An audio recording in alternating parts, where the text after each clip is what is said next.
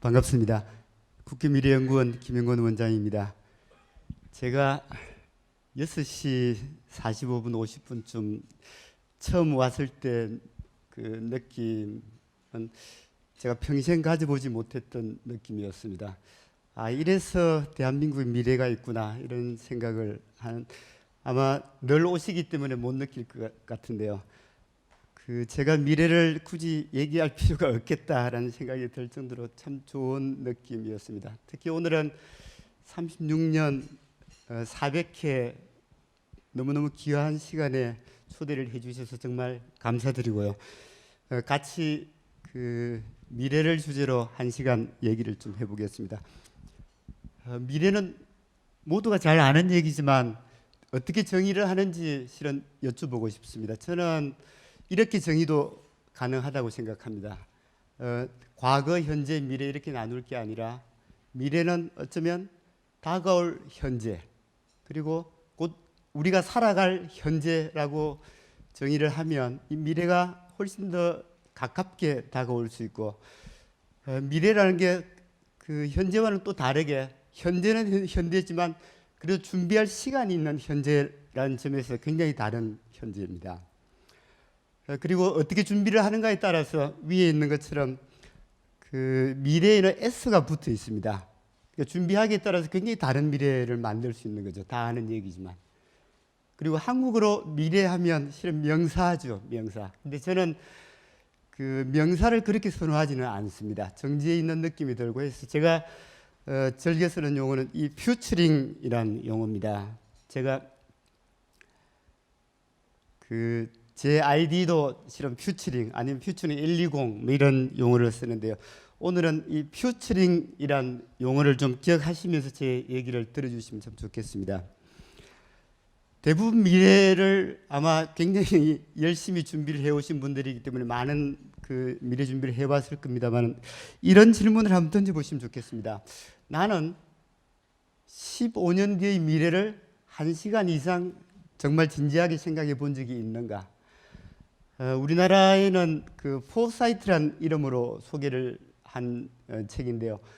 MIT 교수 비나 벤카트라만이란 여자 교수입니다. 이분이 재미있는 얘기를 합니다. 대부분 사람들이 현재보다 미래를 훨씬 더 많이 걱정하는데도 실제로는 15년을 넘어서는 미래는 생각하지 않는다라고 얘기합니다. 그러니까 굉장히 짧은 미래를 생각하는 거죠. 그래서 오늘은 15년의 미래를, 자신의 미래, 우리 조직의 미래, 우리 국가의 미래를 한번 생각해 본다고 생각하시면서 얘기를 좀 들으시면 좋겠습니다.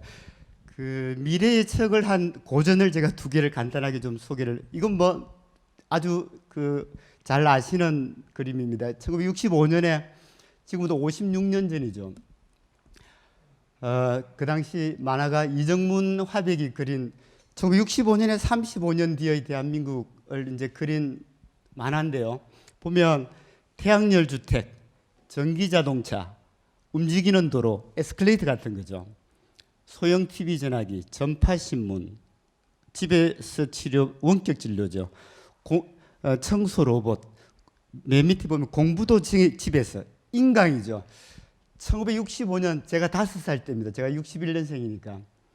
제가 5살 때 인강을 예측한 건 정말 참 대단한 일이라 생각됩니다. 대부분이 예측한 것들이 현실이 되었습니다. 또 다른 조금 학구적인 미래 예측, 우리나라 고전 중에 하나가 1971년 한국과학기술연구소에서 만든 서기 2000년의 한국에 관한 연구란 보고서가 있습니다. 굉장히 짧은 보고서인데요. 71년에 30년 뒤를 예측을 하면서 첫 시작이 굉장히 재미있습니다. 2000년쯤 되면 추구하는 가치는 뭐가 될까라는 질문을 던지면서 10개 가치를 이제 소개를 하고 있는데요. 그중에 이제 대표적인 것이 평화는 당연하고 자유, 풍요, 건강, 가정, 이런 가치들을 제안을 하고 굉장히 독특합니다. 그리고 1970년 대한민국 인구가 3,200만 명입니다. 지금 생각하면 굉장히 작은 인구죠.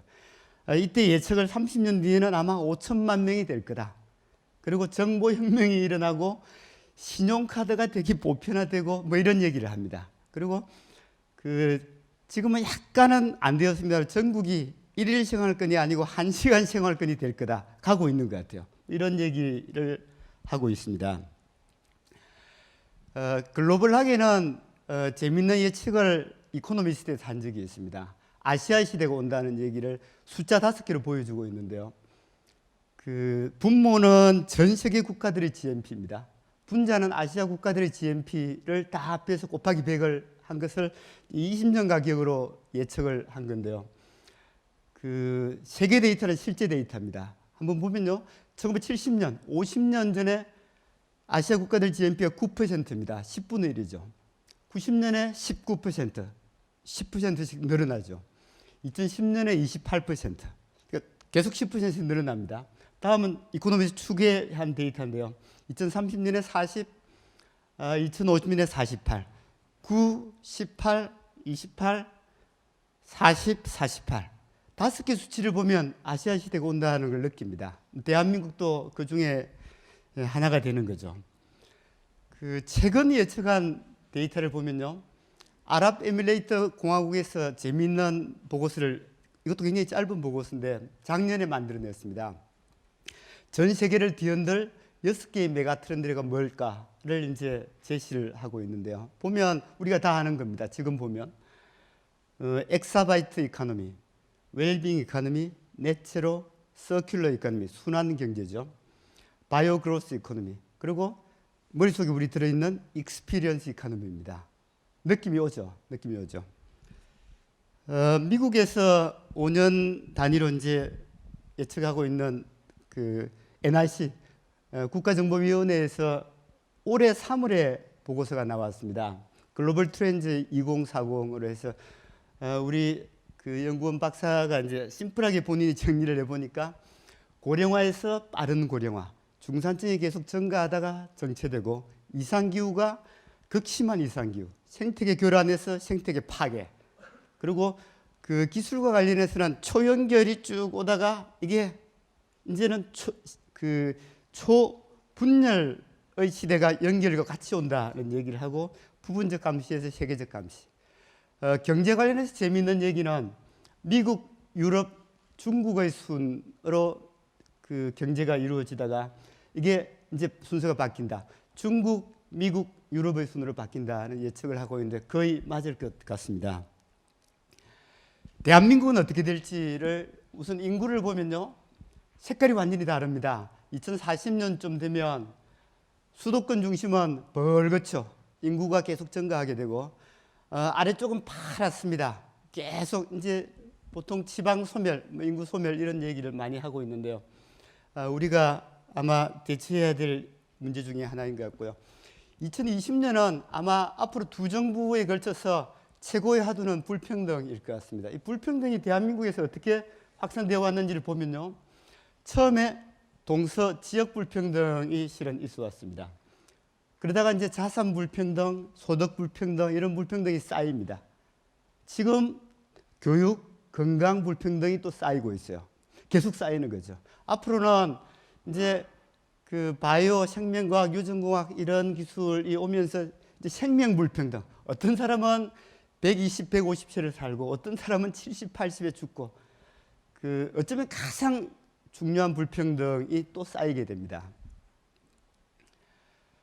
제가 오늘 같이 공유를 해보고 싶은 것은 이런 이제 예시를 몇 가지 들었습니다만은 미래로 가는 정말로 가장 핵심적인 패러다임 변화는 어떤 게 있을까?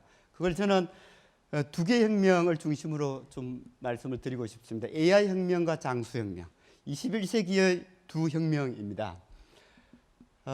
뭐 국가 차원의 얘기를 해달라고 했지만 제가 얘기를 풀어가는 것은 개인 차원, 우리 기업 차원, 국가 차원 세 개를 좀 섞어서 말씀을 드려보면서 제가 제일 그 공유하고 싶은 부분은 21세기형으로 미래를 준비하는 것은 어떤 모습일까를 제 생각을 좀 말씀을 드리겠습니다.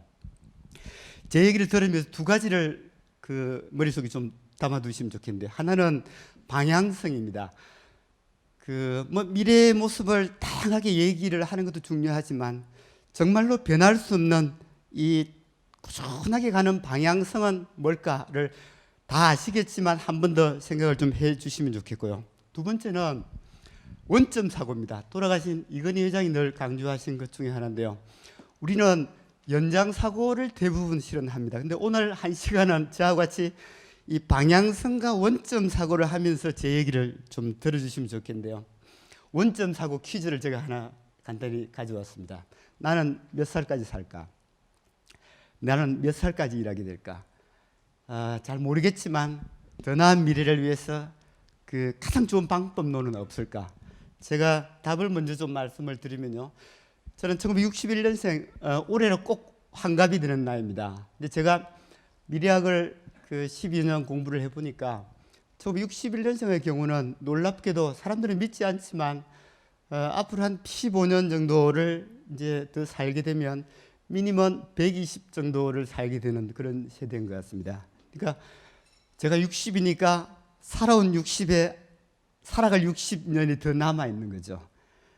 여기 거의 비슷할 것 같습니다. 믿지 않으시겠지만 제 말이 맞다 그러면요, 아마 100살 전후까지 뭔가 활동을 하셔야 될 것 같습니다. 물론 이때 100살 전후의 활동은 하루 30분에서 1시간, 일주일에 서너 시간, 뭐 이 정도니까 충분히 가능할 거라고 생각합니다. 이런 미래를 만드는 제가 제안드리고 싶은 전략은 지피지기 만들기 전략입니다. 지피지기는 잘 아시죠? 제가 존경하는 학교 다닐 때 우리 은사님이신 송병락 교수님께서 늘 강조하시는 손자병법에 나오는 거죠. 미래에서 지피는 미래 사회가 어떻게 될지를 아는 겁니다. 지기는 우리 자신, 나 자신, 우리 조직을 아는 거죠. 한번 요 순서로 제가 얘기를 좀 풀어보겠습니다. 지피. 미래 사회를 만드는 세 개의 핵심 축이 있다 그러면요, 기술 변화, 인간 변화, 환경 변화인 것 같습니다. 기술 변화의 핵심은 AI 혁명이죠. 인간 변화의 핵심은 장수 혁명입니다. 환경 변화는 물론 기후 위기죠. 앞의 두 개와 뒤는 약간 틀립니다, 그죠? 앞의 두 개에 초점을 맞춰 보면요, 21세기에 일어나는 두 개의 혁명, AI 혁명은 지능화를 향해 가는 혁명입니다. 근데 이건 굉장히 요란하게 일어나고 있어요. 근데 요란하지는 않지만 개인 차원에서 훨씬 중요한 혁명은 밑에 겁니다. 지난 100년을 보면요, 1920년 대한민국 평균 수명은 참 놀랍게도 30.5세입니다. 그러니까 100년 전에는 30세를 넘기기가 굉장히 힘들었어요. 물론 그때는 이제 태어나자마자 죽는 애들이 있기 때문에 평균 수명이 굉장히 낮았지만 전체적으로 40세 정도가 되면 완전 노인이었던 게 100년 전입니다. 1960년 제가 태어나기 1년 전에는요, 평균 수명이 55세입니다. 지금 83세. 한번 보십시오. 지난 100년을 쭉 보면 30.5세에서 55세, 83세, 평균 수명 100세란 얘기는요, 평균 수명이니까 정규 분포를 하겠죠. 여기 계시는 분들은 제가 장담컨대 미니멈은 120, 130 이렇게 사시는 분들일 겁니다. 그러면요, 어떤 미래가 펼쳐질지 한번 간단하게 한번 보시죠. 저는 어릴 때 만화를 무지하게 많이 봤는데 저희들 어릴 때 로봇 이미지는 딱 정해져 있습니다. 딱딱한 강철 이미지면서 감성은 없이 이성이 있는 로봇이었지만 몇 년 전에 소피아 로봇이 우리 한국에도 왔습니다만 지금의 로봇은 이제 사람하고 거의 똑같은 피부를 가진 로봇들이 이제 나오고 있죠. 저희들이 70년대, 80년도에 1가구 1 전화기를 이제 들여듯이 아마 4, 5년쯤 지나면 1가구 1 지능형 로봇, 1인 1 지능형 로봇 나오면서 로봇하고 인간이 어디가 로봇이고 어디가 인간인지 구분하기 힘들 정도로 공존하는 시대가 우리 생각보다 굉장히 빨리 올 것 같습니다. 그래서 하늘에는 드론, 땅에는 로봇, 거의 모든 비즈니스 서비스는 무인화, 자동화, 지능화 되는 그런 시대가 되겠죠. 이게 가능했던 첫 시작이 실은 연결과 데이터입니다.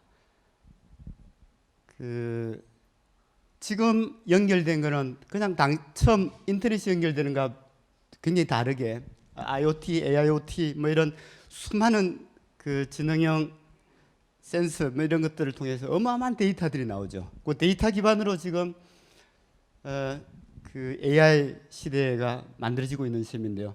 그 시대를 표현하면 이렇게 표현할 수도 있습니다. 왼쪽이 우리가 살고 있는 실제 현실 세계죠. 오른쪽은 이 현실 세계를 고스란히 데이터를 고스란히 가져와서 시스템화 시킨 세계입니다. 디지털 트윈 월드. 그러니까 디지털로 만든 쌍둥이 그 세계가 되는 거죠. 요 오른쪽이 완벽해지면요, 오른쪽에서 왼쪽을 밑에 있는 것처럼 실시간으로 상황인지, 모니터링, 가시화, 분석 진단, 시뮬레이션 이런 것들이 자유자재로 가능해지겠죠. 그러면서 미래 예측, 제어, 최적화 이런 것도 가능해집니다. 그러니까 우리가 하려고 하는 거의 모든 문제 해결과 의사결정이 굉장히 지능화되고 자동화되고 실시간으로 이루어지는 시대로 저희들은 굉장히 빠른 속도로 가고 있는 것 같습니다. 이게 그 기술축입니다. 여기 파란색으로 되어 있는 로봇과 인간이 공존하면서 24시간 연결되어서 어마어마한 지능화가 만들어지는 세상. 그런데 전혀 다른 축이 있어요. 이 녹색 축입니다. 아무리 그렇더라도 사람은 상상력, 감성, 창의성, 직관 이런 것들이 더 중요해지고 요 가치, 희소성은 더 높아지는 거죠. 그래서 전혀 다른 두 축, 기술축과 휴먼 축이 앞으로 사회를 끌어가게 될 것 같습니다. 이 휴먼 축에 대해서 조금 더 말씀을 드려보면요, 왼쪽은 20세기까지 중요했던 키워드들입니다. 좌뇌, 이성, 제조, 분업, 전문화 이런 것들이죠. 이건 여전히 중요하지만 21세기에는 그것보다는 상대적으로 우뇌, 감성, 창조, 협력 이런 것들이 훨씬 중요한 시대가 되고 있는 것 같습니다. 이걸 조금 다르게 얘기하면요, 인류 역사 한 5,000년은 기능의 시대였습니다. 그 니즈의 시대였던 거죠. 근데 자세히 보면 사람이 이제 몸과 정신을 가지고 있는데 감성, 마음의 세계와 이 기능의 세계를 비교하면 감성, 마음의 세계가 실은 훨씬 높습니다. 그 얘기는요, 잠재적인 시장의 크기도 이게 훨씬 높다는 얘기죠. 근데 여태까지는 기능에 초점을 맞추었다 그러면 앞으로 시대는 이 기능도 충족을 시켜주면서 감성과 정신과 영혼을 충족시키는 시대로 점점 가게 될 것 같습니다. 이 트렌드를 그 간파한 대표적인 분이 아까 소개했던 그 덴마크의 미래학자 롤프 엔센입니다. 이분이 재미있는 책을 두 권을 썼습니다. 1999년에 드림 소사이어티, 그리고 2013년에 르네상스 소사이어티라는 책을 이제 썼는데 두 개가 결은 비슷합니다. 둘 다 꿈의 시대, 개인의 시대가 오고 새로운 시장이 열린다는 얘기를 하고 있는데요. 이분이 얘기하는 새로운 시장이라는 게 굉장히 독특합니다. 관심의 시장, 케어 시장입니다. 나는 누구인가 시장, 마음의 평온, 신념을 위한 시장. 기존의 시장은 굉장히 다르죠. 개인 차원에서 마음, 정신 이런 것하고 관련된 시장입니다. 거기다가 모험, 판매, 연대감, 우정, 사랑, 그러니까 기존의 시장하고 굉장히 다른 시장이 펼쳐질 거다라고 얘기를 하고 있는데요. 점점 이쪽으로 갈 가능성이 크겠죠. 이렇게 기술축과 휴먼 축이 이제 미래를 이렇게 끌어서 만들고 있을 때 그 가운데 누가 있느냐면 우리 사람이 있습니다. 사람 변화도요, 대한민국의 사람 변화는 전 세계에서 가장 급속하게 놀랄 정도의 변화를 가지고 있는데 우리는 못 느끼죠. 이게 그렇지만 이제 대한민국 100년 통계를 제가 한번 모아보면 이렇습니다. 제가 어릴 때는 연간 100만 명 태어났죠. 지금 27만 명, 곧 이제 20만 명 태어난대요. 5분의 1 정도로 확 줄어드는 거죠. 60세 이상 인구는요, 1200만 명입니다.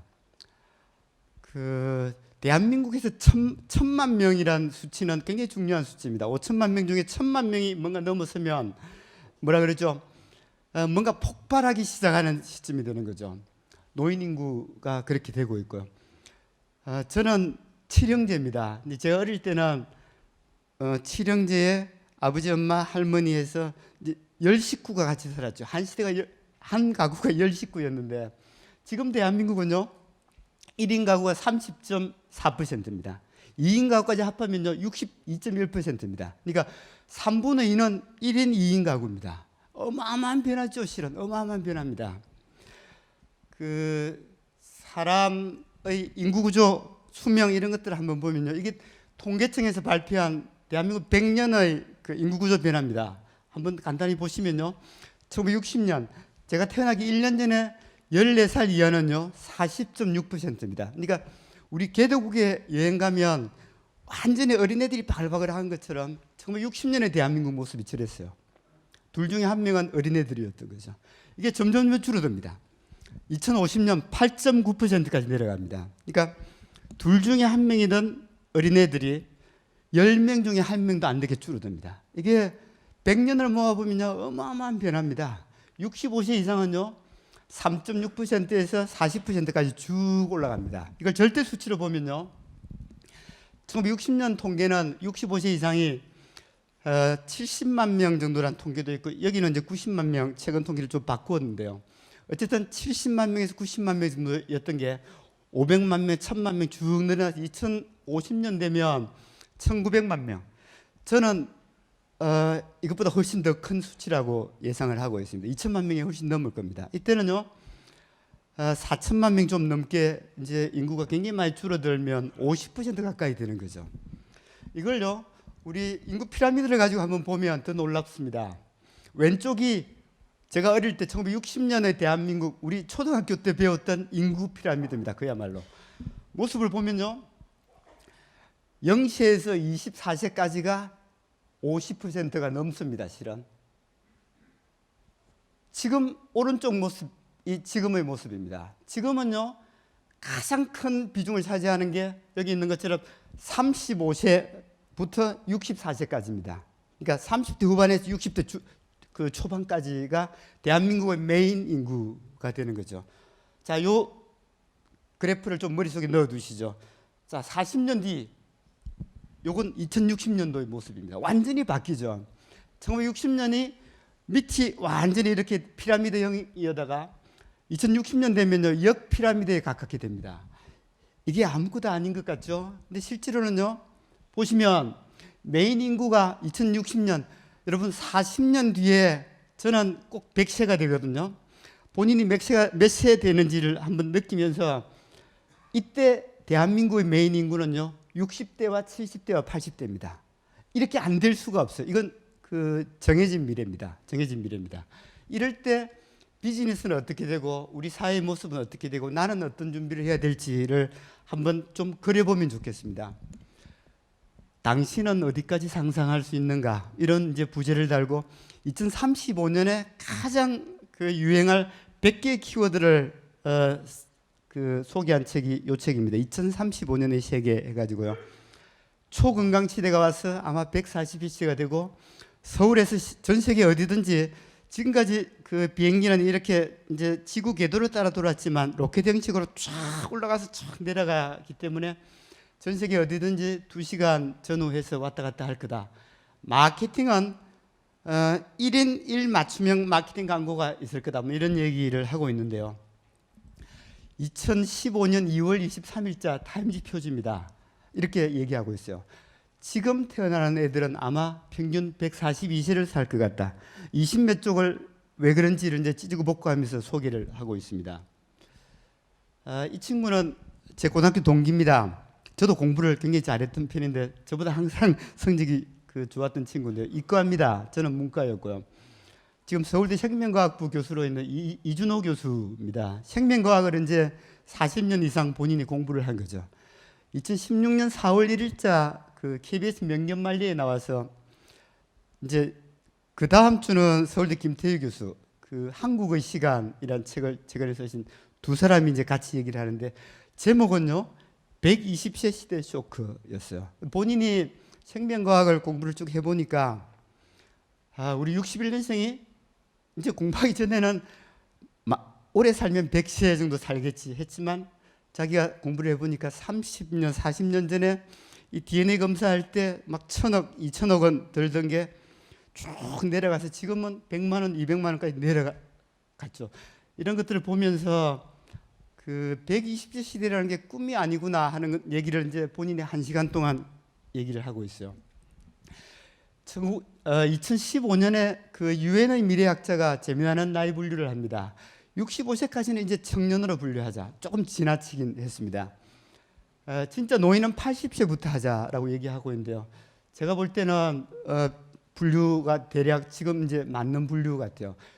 50대와 60대와 70대까지는 이제 중년인 것 같아요. 중년입니다. 그러니까 80부터 중년 아니면 노년이라고 분류하는 것이 앞으로 시대에 맞을 것 같습니다.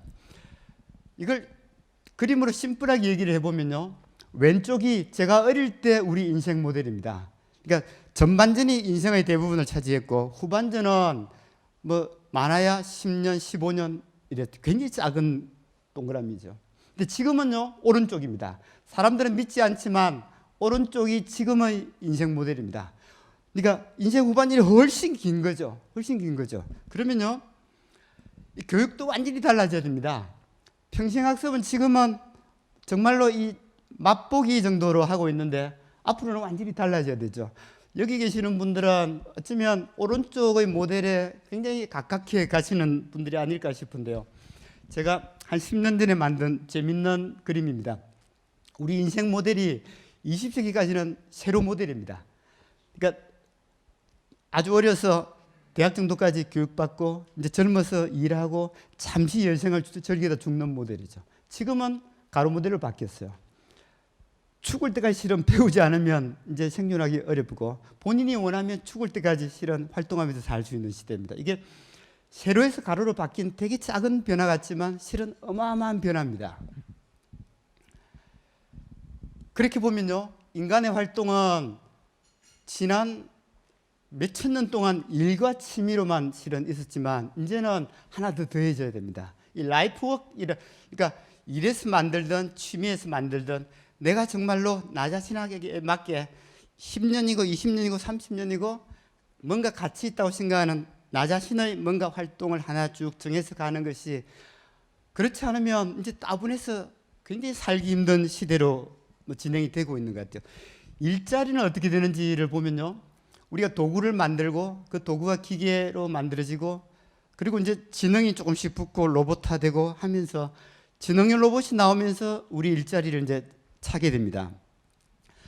그 월드 이코노믹 포럼에서 똑같은 제목의 보고서를 두 번을 발간을 합니다. The Future of Jobs, 일의 미래, 노동의 미래에 관한 보고서. 첫 보고서가 여러분 잘 아시죠? 2016년에 나온 보고서입니다. 그건 4차 산업혁명으로 전 세계 700만 개의 일자리가 없어지고 뭐 500만 개가 줄어들고 이런 게 이제 첫 보고서였다 그러면, 두 번째 보고서가 2018년도에 나와서 요 앞에 두 개 수치를 소개하고 있습니다. 그 분석을 해보니까 전 세계를 분석을 해서 인간에 의한 노동 비중과 기계에 의한 노동 비중을 분석을 해보니까 2018년에는 7대 3 정도라고 분류를 합니다. 그리고 4년 뒤를 예측을 했어요. 지금은 불과 1년 뒤죠. 내년 정도 되면 이게 6대 4 정도로 이제 점점 줄어드는 거죠. 맨 오른쪽은 제가 개인적으로 그냥 예측해서 붙인 겁니다. 아마 2030년쯤 되면 완전히 역전될 거다. 7대 3이던 인간과 기계의 노동 비중이 아마 3대 7, 저는 2대 8도 가능할 거라고 봅니다. 이렇게 보면요, 맨 왼쪽은 우리가 8시간 일하던 시대입니다. 맨 오른쪽은요, 당연히 2시간, 3시간 일하는 시대로 가게 되겠죠. 나머지는 기계와 AI와 로봇에 넘겨줄 가능성이 굉장히 클 것 같습니다. 그렇게 되면요, 지금부터 이제 저희들 준비를 해야 될 것 같은데, 지금까지는 인간 주도의 경제사회 활동밖에 없었어요. 근데 이제는 오른쪽이 왼쪽보다 더 커질 수 있는 시대로 저희들 가고 있는 것 같아요. AI와 로봇이 주도하는 경제사회 활동, 이건 지금까지는 생각한 적이 없었지만 앞으로 굉장히 심각하게 생각하면서 빨리 받아들일수록 유리할 것 같습니다. 그 사회적 자원을 보면요, 지금까지는 경제활동 인구가 전부였어요. 근데 거기에 로봇과 AI가 들어갑니다. 거기에 50대를 넘어서 60대, 70대, 80대도 또 들어갑니다. 그러니까 사회적 자원 자체가 굉장히 달라지는 거죠. 굉장히 달라집니다. 인류 문명을 과거 5천년, 만년 동안 만들어 온 것은요, 인간지능이었어요. 인간이 가진 이성과 감성으로 인류 문명을 만들어 왔습니다만 2016년부터 실은 본격적으로 시작되어 가지고 이 인공지능이 이제 점점 커지고 있습니다. 처음에는 이성 쪽을 먹었다가 점점 감성 쪽으로 가겠죠. 이런 시대에 우리는 어떻게 대응해야 될지를 한번 생각을 해보면 좋겠습니다. 제가 전반전을 좀 요약을 해보면 21세기에 두 개의 혁명이 일어나고 있어요. AI 혁명과 장수 혁명입니다. 사회 전체로 보면 왼쪽에 사람들이 굉장히 신경을 많이 쓰고 있지만 개인 차원에서 보면 오른쪽이 실은 훨씬 더 중요한 혁명입니다. 두 개를 다 준비해야 되죠. 비즈니스도 마찬가지입니다. 두 개를 같이 심각하게 준비를 하면서 비즈니스를 준비하는 것이 그 고객을 제대로 준비하는 방법이 아닐까라는 생각이 듭니다. 그렇게 보면요, 미래에 특히 대한민국에서 최고의 비즈니스 서비스는 뭐가 될까? 전 세계에서 가장 경쟁력 있는 비즈니스 서비스는 뭐가 될까를 보면요, 저는 요 아래 두 개라고 생각합니다. 넓은 의미의 케어 서비스, 인간을 케어하는 서비스, 건강 의료를 포함한 케어 서비스와 교육 서비스입니다. 이게 될 수밖에 없어요. AI 시대가 오면서 교육이 어마어마하게 중요해지겠죠. 장수 시대가 오면서 건강 의료 케어가 어마어마하게 중요해집니다. 근데 참 불행하게도 대한민국의 역사를 쭉 보면요, 성공의 역사를 보면 이제 경공업에서 시작됐죠. 그 다음 중화학공업이 왔어요. 그 다음에 첨단 산업으로 지금 버텨가고 있어요. 근데 서비스 산업에 있어서는 아직 대한민국은 성공은 하지 못한 것 같아요. 근데 잠재력은 굉장히 있는 것 같아요. 근데 그 서비스 산업을 끌어가면서 대한민국의 경쟁력을 높일 두 개가 전 이거라고 생각합니다. 그럼에도 불구하고 원격 의료나 건강 의료 이게 실은 그 기존의 이해관계자들이 굉장히 막혀 있죠. 규제, 교육도 마찬가지겠죠. 어쩌면 완벽하게 실은 규제를 풀어서 이 두 개가 잘 되면 저는 첨단 IT를 포함한 첨단 산업들이 대한민국을 끌어갔듯이 이 두 개도 대한민국에도 이렇고 글로벌 경쟁력도 굉장히 가질 수 있는 영역이라는 생각이 듭니다. 그래서 제가 질문을 던지고 제가 이런 칼럼을 써본 적도 있는데요. 대한민국이 단 하나의 국가 발전 전략을 만든다면 무엇을 만들 거냐? 되게 엉뚱한 답을 제가 답으로 썼어요. 저 같으면 국민 건강 전략을 만들겠다. 이게 이제 제 은사님이시 우리 송병락 교수님이 잘 쓰셨던, 얼마 전에 쓰셨던데, 우직지게 그 쫙 지름길로 가는 것도 방법이지만 이 둘러가는 우회 전략도 굉장히 좋은 전략이다. 전 이게 우회 전략이라고 생각하면 대한민국 국민이 전체적으로 훨씬 더 건강해지고 그것과 관련된 비즈니스 서비스가 늘어나고 하는 것 자체가 예산도 줄이고 그거 건강 기반으로 뭐든지 실은 대한민국 해낼 수 있죠. 그래서 사람들은 별로 신경을 안 쓰지만 저는 그 가장 밑바탕이 가장 중요한 전략이 될 수 있다라는 생각이 듭니다. 그런 것처럼 우리 기업에서 단 하나의 미래 전략을 만든다면, 이런 질문을 한번 던져보시면서 원점에서 한번 생각해 보시면 참 좋겠습니다. 제가 이 말씀을 드린 이유가 있습니다. 이 보고서를 제가 좀 근거로 제시를 하고 싶은데요. 이 맥킨지에서 만든 보고서입니다. 작년 7월에 나온 보고서인데요. 제목이 이렇게 되어 있어요. Prioritizing Health. 그러니까 헬스의 최우선 우위를 두기라는 보고서입니다. 그 밑에요, 부제도 재미있어요. A Prescription for Prosperity라도 있어요. 그러니까 번영을 위한 처방입니다. 그러니까 약 처방, 병 처방이 아니라 미래의 번영을 위한 처방으로서 이 헬스가 정말로 중요하다. 이제 아마 이게 그 맥킨지에서는 이제 코로나 시대가 되고 하면서 이제 조금 발빠르게 이 대응을 했는지 몰라도 저는 이게 맞다고 봅니다. 이 보고서에서요, 재미나는 얘기를 하고 있습니다. 우리가 생각하는 것보다 이 헬스 산업의 크기가 얼마나 큰지를 보여주고 있는데요. 전 세계적으로 보면 2040년쯤에는 아마 이 헬스 시장의 임팩트가 적어도 100조 달러는 될 거다라고 얘기합니다. 그리고 GDP의 8% 기여는 충분히 할 거다라는 얘기를 하고 있습니다. 그러면 대한민국은 어떨까? 제가 이제 대한민국이 전 세계 GDP에서 그 2% 정도 차지한다고 이제 가정을 한 상태에서 대충 계산을 해보니까 2,200조 원, 어마어마한 거죠. 건강 헬스 하나로 2,000조 원이 넘습니다. 거기다가요, 산업뿐만이 아니라 이 건강 정지인이 건강 불평등, 그 다음에 소득 불평등, 사회 불평등, 2020년대 화두인 불평등을 해소하면서 대한민국이 훨씬 더 나아질 수 있는, 산업도 좋아지고 사회도 좋아지는 굉장히 좋은 전략이 될 수 있다는 생각이 많이 들었습니다.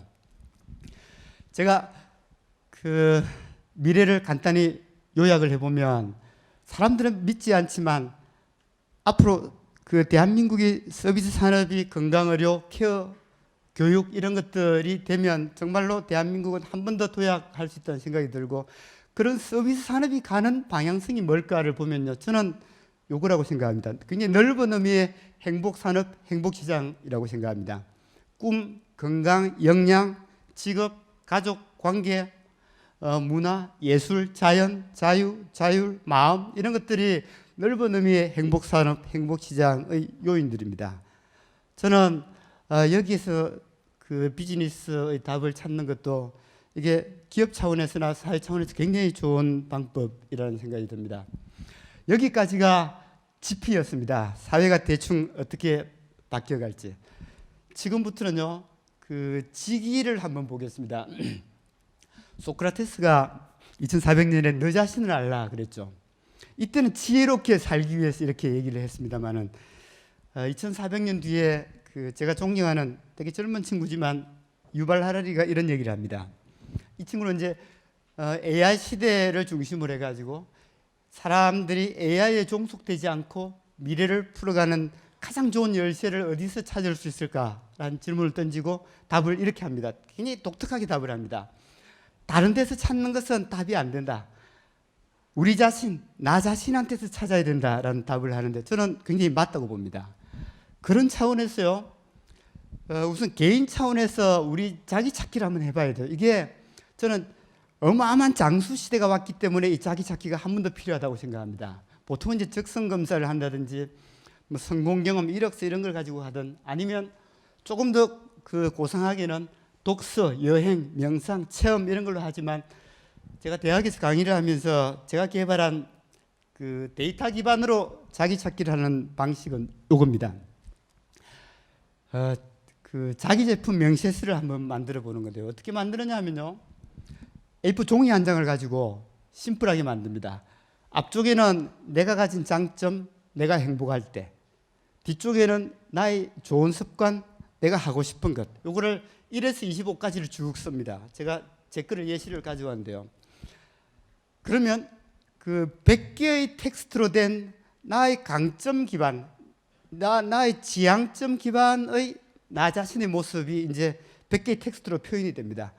여러분 이 비슷한 작업 해보신 적이 있는지 모르겠습니다만은 제가 질문을 던져보면 50년, 60년을 살아도 나 자신을 이렇게 까발려 가지고 나 자신의 모습을 100개 정도의 텍스트로 난 표현해 본 적이 있다. 아마 거의 없으실 것 같은데요. 저는 대단한 분들이시지만 한번 해보시고 다른 분들한테도 한번 추천해 보시면 참 좋을 것 같습니다. 저걸 해보면요, 내가 라이프를 위해서 어떤 걸 해야 되고 어떤 강점을 좀 더 개발해야 되고 어떤 습관을 만들어야 되고, 그러니까 본인의 미래를 위한 힌트를 주는 거죠. 마찬가지로 조직 차원에서도 우리 조직의 자기 제품 명세서를 어떤 방식으로든지 뭔가 한번 개발하셔가지고 만들어 보시는 게 좋아요. 100개 정도의 텍스트로 우리 조직의 강점, 우리 조직이 지향하고 싶은 것, 우리 조직이 정말로 그 잘 될 때 뭐 이런 것들을 적어보면 도움이 될 것 같다라는 생각이 들고요. 국가 차원에서 보면요, 대한민국의 가장 강점은 뭔가, 뭐 여기 계시는 분들은 무조건 동의를 할 것 같은데요, 과거도 그랬고 현재도 그렇고 앞으로도 그런 건 사람입니다. 이건 뭐 틀림없는 얘기죠.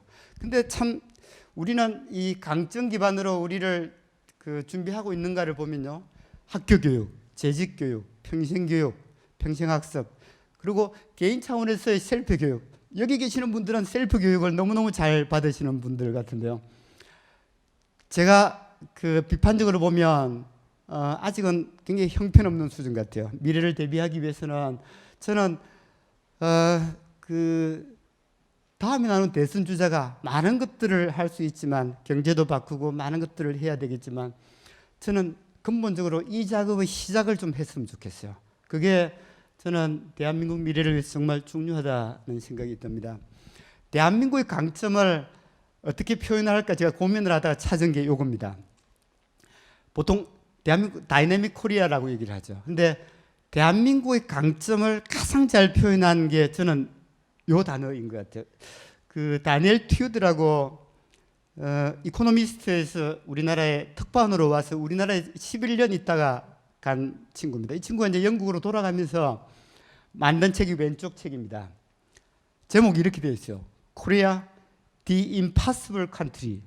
저 의미가 뭐냐면요, 돈 안 되는 나라가 아니고 정말로 불가능할 것 같은데 그걸 해내는 나라라는 의미입니다. 그러니까 우리나라에도 이제 번역이 되어서 소개된 책은 저렇게 되어 있어요. 기적을 이룬 나라라는 의미죠. 근데 이제 기쁨을 이룬 나라도 같이 들어 있는데요. The impossible country. 지구상에 이런 나라는 실은 없죠. 그래서 어마어마한 강점이 있는 나라이기 때문에 대한민국도 정말로 우리의 강점이 뭔지를 좀 보면서 개인도 기업도 사회도 국가도 미래를 준비하면 참 좋겠다라는 생각이 듭니다. 여기까지가 직입니다. 이제 20분 정도 남았는데요. 끝으로 이 지피지기가 끝났기 때문에 이 지피지기는 knowing 작업이죠. knowing으로는 실은 이제 반쪽밖에 안 됩니다. 지금부터는 doing 작업을 한번 해봐야 됩니다.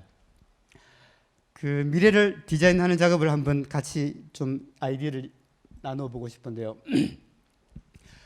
제가 결론을 먼저 말씀드리면 대한민국처럼 미래를 잘 전망하고 그 미래에 어떤 일이 벌어질지를 공부를 하고 이런 나라도 참 드뭅니다. 실은 그 미래 전망이나 미래 예측이나 이런 공부에 있어서는 전 90점 정도를 주고 싶어요. 실제로 준비를 하는 측면에 있어서는 우리 개인 차원에서 보면 실은 굉장히 약합니다. 기업은 잘 모르겠어요. 그래서 그 준비를 어떻게 해야 될지를 좀 얘기를 하고 싶은데요. 제가 개인 차원에서 되게 엉뚱한 예를 하나 소개를 드리고 싶은데요. 이게 제가 2016년도에 제가 56세 때죠. 되게 엉뚱한 달력을 한번 만들어 봤습니다. 보통 달력은 이제 1년짜리죠. 근데 제가 미니멈 120세를 산다는 것을 이제 알고 김영곤의 100년 달력을 한번 만들어 봤습니다. 왼쪽에는 1961년부터 2010년까지 50년을 쭉 넣고 오른쪽에는 2011년부터 2060년까지 50년을 쭉 넣어서 이제 한 장짜리였기 때문에 가장 심플하게 저 자신을 이제 지난 56년을 요약을 해본 거죠. 제가 지난 시간을 요약하는 게 중요한 게 아니었고 이 오른쪽 여백을 남기기 위해서입니다. 그러니까 오른쪽 여백이 뻥 44년이 남은 거죠. 그러면서 이제 여기 오른쪽에 있는 것처럼 이게 종이 한 장에 불과하지만 실은 비주얼하게 생생하게 이제 저희 100년을 한 장의 종이 속에 이제 넣고 보는 거죠. 그러면서 원점에서 한번 이제 연장선상의 과거가 있었지만 원점에서 나는 어떤 그 비전을 가지고 어떻게 살아야 되고 뭐 이런 생각을 쭉 해본 경험이 있는데요. 이런 개인적으로 좀 엉뚱한 작업을 해보면서 본인의 미래를 준비하면 어떨까라는 생각이 드는데요. 이런 그 여백을 이제 채우는 생각을 할 때 전 두 가지를 기억하기를 권합니다. 첫 번째는요, 우리한테 앞으로 주어진 시간은 어느 정도일까? 시간의 자원이 어느 정도일까를 생각하는 겁니다. 제가 제안 드리는 거는요, 미니멈 앞으로 50년을 더 살면 그건 하루 10시간 정도를 자기가 좌지우지할 수 있는 시간입니다. 그게 365를 곱하면요 18만 2,500시간입니다. 여러분 1만 시간의 법칙 아시죠? 하루 3시간 정도 10년 정도를 하나에 집중하면 정말로 뭐든지 해낼 수 있다라는 건데요. 18만 시간의 법칙이 내가 이용할 수 있는 시간 리소스로 있다라는 생각을 하나 가지는 거고요. 두 번째는 시간 관리는 그 목표의 함수입니다. 우리 인생 관리도요. 우리 인생이 시간으로 구성되어 있기 때문에 우리 인생 비전과 목표의 함수. 기업도 마찬가지죠. 기업도 목표의 함수이죠. 그러니까 제대로 된 목표를 어떻게 설정하는가 굉장히 중요한 거죠. 이렇게 그 리소스, 시간 리소스와 목표를 정립하는 것이 굉장히 중요하고요. 그게 되면요, 습관을 만드는 것이 미래를 만드는 가장 중요한 거라고 저는 생각을 합니다. 그래서 제가 되게 엉뚱한 책을 쓰면서 평생 건강, 평생 학습, 평생 직업 이게 개인 차원에서 굉장히 중요한데 이런 습관들이 필요하다라는 얘기를 쭉 해오고 있었고요. 그중에 제가 오늘 시간이 없기 때문에 예 하나만 들면 서비스 습관이 실은 굉장히 중요하죠. 특히 서비스 습관 중에서 이제 제가 그 파토스 역량, 파토스 습관이라고 제가 이름을 붙였는데요. 2400년에 그 아리스토텔레스가 굉장히 재밌는 얘기를 합니다. 사람들을 설득시키거나 사람들한테 감동을 주거나 만족을 시키기 위해서는 세 가지가 필요하다고 그럽니다. 에토스, 로고스, 파토스입니다. 에토스는요, 신뢰감입니다. 로고스는 얼마나 체계적이고 과학적이고 합리적이고 논리적으로 전개해 나가는 겁니다. 근데 두 개를 다 합해도요, 요 수치는 지난 한 3, 40년 동안 그 사회학자, 심리학자들이 대략 비중이 어떻게 될지를 이제 조사 분석해서 한 건데 상당히 맞는 것 같아요, 제가 볼 때. 두 개를 합해도 35%, 파토스는 65%입니다. 그러니까 사람의 감성을 터치하는 서비스 역량입니다. 이게 아까 제가 그 미래의 모습을 운해가 훨씬 중요해진다는 말씀을 드리면서 봤는데요. 그래서 개인 차원이든 기업 차원이든 그 AI 시대임에도 불구하고 스마트한 기술 역량과 함께 이 파토스 역량이 굉장히 중요한 것 같아요. 여기까지가 이제 개인 차원이고 제가 그 우리 사회 전체 차원 얘기를 좀 간단히 하고 마치겠습니다. 대한민국이 지난 60년 동안 우리 국가 미래를 어떻게 준비해 왔는지를 보면요, 그 두 단위로 나눌 수 있어요. 첫 30년은 그 1960년에서 80년 말까지 30년인데요. 초기에 굉장히 잘했던 것 같아요. 1962년에 시작되던 경제개발 5개년 계획, 그다음 70년에 시작된 새마을운동 이런 것들은요, 그 경제개발 5개년 계획만 해도 25년을 계속해서 해옵니다. 새마을운동은 실은 지금도 되고 있죠. 특징은요, 5년 임기 정부를 넘어서 10년, 20년 계속 해왔다는 겁니다. 이게 성공의 열쇠 중에 하나였던 것 같아요. 그 다음 성공했던 게 그 밑에 있는 그 디지털 IT 쪽입니다. 1987년에 그 IT 인프라를 제대로 만들어야 돼서 국가기관 전산망 계획을 이제 만듭니다. 96년부터는 그걸 받아가지고 정보화 계획을 만듭니다. 지금도 계속해서 만들고 있죠. 그러니까 1987년부터 계속해서 IT 계획이 나오고 있습니다. 이게 5년 임기 정부를 넘어선 겁니다. 근데 그 90년대 이후부터는요, 오른쪽에 있는 것처럼 5년 단위로 이제 뭔가 핵심 아젠다들이 나와요. 김대중 정부는 정부 혁신, 노무현 정부는 국가 균형 발전, 이명박 정부 녹색 성장, 박근혜 정부 창조 경제 나오죠. 5년 하고 또 뒤집고 이렇게 갑니다. 그러니까 5년을 넘어서야 이게 뭔가 제대로 갈 수 있는 거죠. 왔다 갔다 하지 않고 앞에처럼 5년을 넘어서는 국가 전략이 굉장히 중요하다는 말씀 좀 드리고 싶고요. 국가가 아닌 그 연구 차원에서도 많은 얘기들이 있었습니다. 아까 소개해드렸던 71년에 그 만들어진 2000년 보고서라든지 21세기 위원회가 90년 초에 만들었던 보고서라든지 2006년에 비전 2030이라든지 2019년에 그 정책기획위원회가 경제문화연구회와 같이 이게 공표는 제대로 안 됐습니다만 미래비전 2045 이런 작업들을 해왔고요. 대학에서는 가장 잘하고 있는 곳이 카이스트입니다. 카이스트 문술미래전략대학원에서 그 2015년부터 이 대한민국 국가미래전략보고서를 계속해서 굉장히 두꺼운 책자를 만들고 있고요. 저희 국회도 이제 2016년부터 실은 그 미래전략보고서를 계속 만들고 있습니다. 저희 국회미래연구원은 국회가 만든 국가미래를 연구하는 곳입니다. 2018년에 만들어졌는데요. 저희들이 지금 하고 있는 가장 중요한 작업이 맨 오른쪽에 있는 겁니다. 국회 그 의장 직속으로 전 이건 참 잘 만들었다고 생각되는데 국가중장기 아젠다위원회를 만들고 저희 연구원이 그 지원을 해서 대한민국 미래비전 2037 이 작업을 지금 하고 있습니다. 제 연구원 간단하게만 좀 하나만 소개를 드리면 이게 2018년에 이제 처음 만들어져서 저희들이 그 만들었던 첫 작품입니다. 2050 대한민국 미래 보고서. 근데 다른 보고서 좀 다르게요. 보통은 오른쪽 미래만 이제 제시를 하는데 저희들은 왼쪽 미래를 같이 제시를 했어요. 이대로 가면 얼마나 이 어두운 미래가 펼쳐질 수 있다는 경고를 이제 준 셈인데요. 왼쪽이 그런 모습입니다. 그러면서 140개에 가까운 이제 뭐 아젠다들을 쭉 정리를 했는데 정리를 해보니까 오른쪽 기술로 만들어가는 미래와 왼쪽 우리 그 저출생 고령화 양극화, 교육 이런 것들을 포함해서 우리 사회, 사람, 공동체 이런 것들을 어떻게 만들어갈지에 대한 것으로 크게 나누어졌습니다.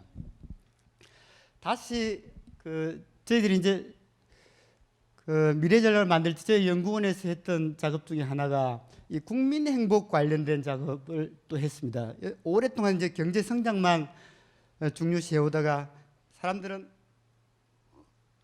삶의 질, 행복 이런 것들을 이제 더 중요하게 생각한다는 것을 저희들이 알고 경제에 추가해서 건강, 안전, 환경, 교육, 관계, 여가, 삶의 질 만족도 이런 것들을 가지고 국민 행복 지표를 만들어서 계속 발표를 해오고 있습니다. 다시 돌아가서 대한민국 국가 전략을 한번 정리를 해보면요, 아까 말씀드린 것처럼 5년 단위로 계속 반복됩니다. 지금 이제 시작되었는데요, 대선이 이제 시작되려고 하면 정책 공약들이 나오기 시작합니다. 그리고 정권을 누군가 잡으면 초반에는 국정과제, 100대 국정과제라고 얘기하죠. 이 너무 많죠. 1개, 2개, 3개 이렇게 만들어야 되는데 100대 국정과제 하면 저건 그냥 오퍼레이셔널 레벨입니다. 그러다 정권 중후반이 되면 이제 또 미래전략 아이디어들이 쏟아져 나옵니다. 근데 실제로는 실현은 안 되는 거죠. 이게 계속 반복됩니다. 전 이걸 넘었으면 참 좋겠어요. 그래서 저희들이 올해 국회에서 만든 보고서는 이제 여야 합의를 좀 해서 다음 정부에도 넘겨주고 이게 좀 못을 박아 볼 생각인데요. 다음 정부도 해야 되고 그 다음 정부도 해야 되고 하는 방향성을 저희들 나름대로 제시를 좀 해볼 생각입니다. 기존 이제 보고서들을 보면 약간 사일로입니다. 분야별로 전략을 제시하고 있죠. 근데 지금은 이 분야가 융합되어 있기 때문에 저게 좀 한계가 있는 것 같아요. 그래서 정부 주도로만 5년 단위로, 그리고 국민 합의나 사회적 공감대가 부족한 상태에서 해왔던 것은 좀 반성이 필요하다라는 생각이 들고요. 그래서 저희들이 지금 생각하고 있는 것은 국민이 공감하고 기업이 공감하면서 사회적 합의를 좀 이루어가면서 미래 전략을 만드는 것이 이게 우회 전략 같아요. 둘러가는 것 같지만 진정하게 사회를 이렇게 지속적으로 업그레이드 시키는 그런 방법이라는 생각이 듭니다. 그러기 위해서는 전략이 새로운 패러다임에도 대응해야 되면서 우리가 그동안 오랫동안 누적되었던 우리 사회적 난제들도 같이 얘기를 하면서 우리가 원하는 가치 이런 것들을 같이 좀 지향해야 된다는 얘기를 드리고 싶고요. 특히 중요한 것은 미래상 같아요. 국가 미래상 같아요. 지금 대한민국이 이제 질문을 던져보면 우리 국민 모두가 동의할 만한 5년 임기를 넘어서 대한민국은 어디로 가야 된다는 합의된 미래상이 있는가라는 질문을 던져보면 그렇지 않은 것 같아요. 그렇지 않으면 5년 단위로 계속 왔다 갔다 하는 거죠. 왔다 갔다 하기 때문에 이 미래상을 정립을 해서 70년대에 우리 잘 살아보세로 그냥 쭉 밀고 나갔듯이 저는 심플한 국가 미래상 하나를 만들어내는 것이 굉장히 중요한 에너지를 모으는 방법이라는 생각이 듭니다. 그런 작업을 하려면요, 저는 이런 작업도 필요한 것 같아요. 여태까지는 정부 주도로 국정운영 관점에서 탑다운으로만 정책을 쭉 만들어 왔지만 국민 개인의 관점에서, 기업의 관점에서 이 동의하고 합의하고 공감하는 그런 것들을 만들어야 된다는 생각이 들고요. 해겔이 1820년 딱 200년 전입니다. 굉장히 재미나는 얘기를 합니다. 바람직한 국가는 뭐냐? 라는 질문을 던지고 답을 이렇게 합니다. 국민 한 명 한 명의 구체적인 재능과 꿈을 실현한 사회다. 200년 전에 이런 얘기를 하기 참 어려운데 저는 지금 시대에 굉장히 필요한 키워드인 것 같고요. 왜냐하면요, 아까 제가 말씀드린 미래로 가는 트렌드가 AI 혁명과 장수 시대, 기후 위기 이런 것들이 있다 그랬지만 보이지 않는 굉장히 중요한 메가 트렌드가 하나 더 있어요. 바로 이겁니다. 개개인화입니다. 개개인화. 그러니까 집단과 평균의 시대가 이제 어쩌면 가고 개개인의 꿈, 개개인의 자아 실현 이런 것들이 훨씬 더 중요해지면서 행복을 향해 가는, 그러니까 어느 정도 그 물질적인 성장이 이루어진 상태에서 우리가 추구해가는 그런 시대죠. 그러면요, 저는 국가 차원에서는 이걸 반영해야 된다고 생각합니다. 개인 차원에서 보면요, 가족과 함께 소득을 만들어서 뭔가 관계를 하면서 여가도 즐기고 자아 실현도 하는, 이게 이제 우리 인생의 모습이죠. 근데 그걸 가능케 하는 토대와 뼈대가 있습니다. 저는 토대는 건강 학습이라고 생각이 되고요. 뼈대는 일이라고 생각이 됩니다. 그러면요, 국가 아젠다도 저는 이 평생 건강, 평생 학습, 평생 직업을 좀 제대로 지원해 주는 아젠다가 나와야 된다는 생각을 합니다. 그래서 제가 이 강조하는 우회 전략의 핵심 중에 하나가 전 이건데요. 사람들은 크게 동의를 안 하지만 어쩌면 제1의 국가 아젠다는 국민 전체가 개인 차원에서 가장 중요하게 생각하는 인생 아젠다하고 밀접하게 연결해야 된다라는 생각을 좀 갖고 있습니다. 평생 건강, 평생 학습, 평생 현역에 국가가 다른 것도 해야 되지만 여기에 실은 온 힘을 기울여 주면 밑에 수없이 많은 사회 문제들이 있죠. 불평등, 고령화, 양극화 이런 것들이 있지만 위쪽이 해결되면 이게 우회 전략으로 밑쪽이 자연스럽게 해결되는, 밑을 아무리 해결하려고 직접적으로 막 해도 이게 실은 끄떡하기가 참 힘든 그런 난제들입니다. 위쪽을 저는 공략하는 게 훨씬 낫다는 생각이 듭니다.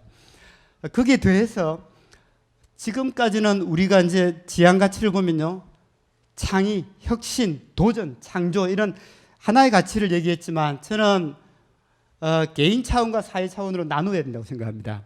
개인 차원에서는 자율, 건강, 학습, 자아실현, 행복 이런 게 굉장히 중요한 가치죠. 이거를 국가 차원에서 지원해 줘야 되고요. 저것만 지원해 주면 실은 각자 도생이 되는 거죠. 특히 대한민국처럼 개인주의가 심해지면 각자 도생이 되니까 오른쪽도 국가 차원에서 굉장히 중요한 그 지향 가치입니다.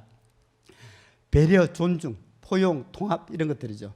저는 개인적으로 배려, 존중 이런 기본적인 것들을 우리가 같이 하지 않고 포용, 통합 이런 쪽을 먼저 했기 때문에 잘 안 된 것 같아요. 그래서 이 개인 차원과 사회적 차원을 보고 같이 그 가치를 좀 만들어가는 그런 작업을 하면 우리 사회가 훨씬 나아질 수 있다라는 말씀을 드리고 싶고요.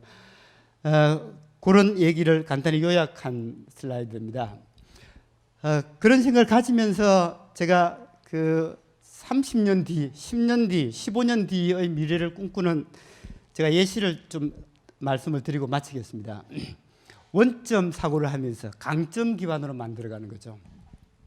그리고 원점으로 보면요, 제가 말씀드린 것 중에 둘 중에 한 명이 60세 이상이라면 도시화가 95, 98 이렇게 계속 이루어진다면 전국 어디서나 30분 이내로 왔다 갔다 할 수 있다면 좌뇌이성 감성 지능보다 이 우뇌 감성 마음이 훨씬 중요해지는 시대가 된다면, 이런 질문을 던져보면요, 예를 들어서 보면 지방 소멸, 농촌 이런 문제를 보면요, 기존에는 이게 굉장히 힘든 문제였죠. 근데 농촌의 강점만 놓고 보면, 지방의 강점만 놓고 보면 이런 키워드들이 가능해요.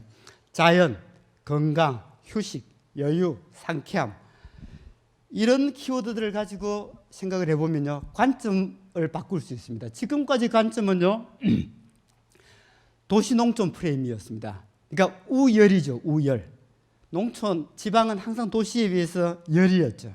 이 프레임은 가능성이 굉장히 작습니다. 근데 도시 자연 프레임으로 바꾸는 순간 도시가 오히려 자연을 동경하게 되죠. 지방과 농촌의 가능성이 훨씬 커질 가능성이 큽니다. 저런 원점 사고를 한번 해보시면 참 좋겠다는 생각이 들고, 이게 제가 제안드리는 그 20세기 전략도 있어야 되겠지만 22세기 전략이 같이 있어야 된다는 그런 얘기입니다.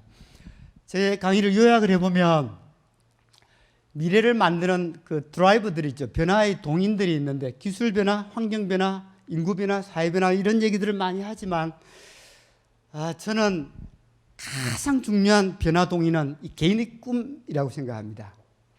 미래의 성장은 개인의 꿈이 이끈다고 저는 생각을 합니다. 그래서 꿈을 어떻게 실은 만들어 줄 것인가라는 차원에서 이제 제가 제안하는 대한민국 국가 미래상인데요. 개인 차원에서는 꿈 사회를 만들고 사회 차원에서는 진정한 공동체 사회를 만들고, 국가가 할 일은요, 밑에 두 개를 하면서 그 리스크에 좀 더 잘 대응할 수 있도록 체제를 정비하고 인프라를 만드는 작업인 것 같습니다. 제가 워딩을 해보면 5천만 개의 꿈이 있고, 그 배려와 존중과 배려, 포용과 통합으로 같이 행복한 공동체 사회, 그러면서도 리스크에 상시 대응하는 회복 탄력 사회를 저는 미래상으로 좀 제안을 드리고 싶습니다. 제 강의를 요약을 해보면요, 미래로 가는 축은 두 축이라고 말씀드렸죠. 기술 축과 휴먼 축입니다. 언제 어디서나 실시간으로 지능형으로 맞춤형으로 스마트하게 비즈니스 서비스를 제공하는 것도 있지만, 사람은 단순하면서 믿을 수 있고 감동적, 감성적이고 휴먼한 것들을 원하게 됩니다. 그래서 저는 비즈니스에서도 이제 왼쪽도 중요하지만 기술과 휴먼, 지능과 감성, 첨단의 새로움과 멋진 예스러움을 같이 가져갈 수 있으면 참 좋겠다라는 생각이 듭니다. 미래 준비를 할 때 개인 차원에서 보면요, 우리는 이 오른쪽 중심으로 여태까지 살아왔습니다. 실은 비즈니스도 마찬가지죠. 급하고 중요한 일 중심으로 우리가 살아왔지만, 누구죠? 스티븐 코비가 중요한 것을 먼저 하라라는 책에서 보면요, 저 얘기를 하고 있죠. 중요한데 긴급하지는 않은 것. 보면 건강, 영양, 파토스 영양 이런 것들입니다. 사회 전체 차원에서 봐도요, 우리는 불평등, 양극화 이런 되게 급한 것 같고 중요한 것 같은 것을 바로 하려고 하지만, 저는 그것보다는 중요하되 긴급하지 않은 것들을 먼저 하면 오히려 중요하면서 긴급한 것도 같이 길게 보면 해나갈 수 있다는 생각을 가지고 있습니다. 이게 마지막 슬라이드 앞인데요. 원점 사고를 제가 요약한 겁니다. 지금은요, 우리 시스템을 그대로 둔 상태에서 이노베이션을 생각을 합니다만, 저는 시대가 바뀌었습니다. 시대가 바뀌었기 때문에 우리 경제사회 전체의 시스템 자체를 이노베이션 할 필요가 있다는 생각이 들고요. 그거를 지금부터는 이제 하나하나 준비해야 되지 않겠나라는 생각이 듭니다. 이건 쭉 보시면 될 것 같습니다. 미래상을 만들고 긴 안목으로 근본적으로 문제를 해결하려고 하면서 강점 기반으로 개인의 꿈과 재능을 좀 고려하면서 미래전략을 만들어가는 것이 필요하다는 말씀을 좀 드리고 싶고요. 이게 제가 공유하고 싶은 21세기형 미래전략입니다. 근데 말씀드린 것처럼 미래가 우리가 생각했던 것보다 훨씬 많이 남아 있습니다. 그래서 필요한 게 저는 이런 마인드라는 생각이 듭니다. 일신우일신하는 마인드가 정말로 중요한 것 같아요. 왜냐하면요, 앞으로 70년을 살아가야 된다, 80년을 살아가야 된다라고 한번 생각을 해보시면, 개인이든 기업이든 국가든 이 일신우일신하는 마인드가 얼마나 중요한지 모릅니다. 그래서 일신우일신을 10줄의 시로 가장 잘 표현한 시를 제가 하나 소개드리면서 마치겠습니다. 윤동주 시인이 1938년에 쓴 시입니다. 83년 전이죠. 굉장히 간단하고 허접한 시 같습니다만 과거, 현재, 미래가 같이 들어있는 시인데요. 제가 낭독하고 마치겠습니다. 새로운 길 윤동주, 내를 건너서 숲으로, 고개를 넘어서 마을로, 어제도 가고 오늘도 갈 나의 길, 새로운 길. 나의 길, 따분한 길 해야 되는데 실은 새로운 길 했습니다. 민들레가 피고 까치가 날고 아가씨가 지나고 바람이 일고, 나의 길은 언제나 새로운 길, 오늘도 내일도. 긴 시간 경청해 주셔서 정말 감사합니다. 작은 아이디어라도 얻어 가셨으면 참 좋겠다는 말씀 드리면서 제 강의 마치겠습니다. 고맙습니다.